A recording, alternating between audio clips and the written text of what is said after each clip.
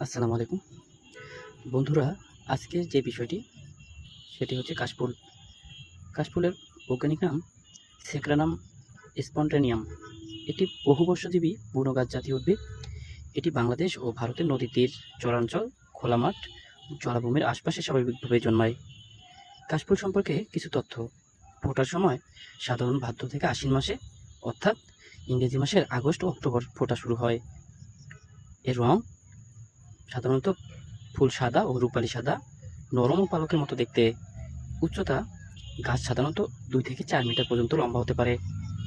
এর বংশবিস্তার বীজের পাশাপাশি মাটির নিচে কন্দ বা রাইজোম থেকে দ্রুত ছড়িয়ে পড়ে। এর সাংস্কৃতিক গুরুত্ব খুবই চমৎকার। কাশফুল বাংলায় শরৎকালের অন্যতম প্রতীক। নীল আকাশ, সাদা মেঘ আর কাশবন মিলিয়ে শরতের সৌন্দর্য ফুটে ওঠে।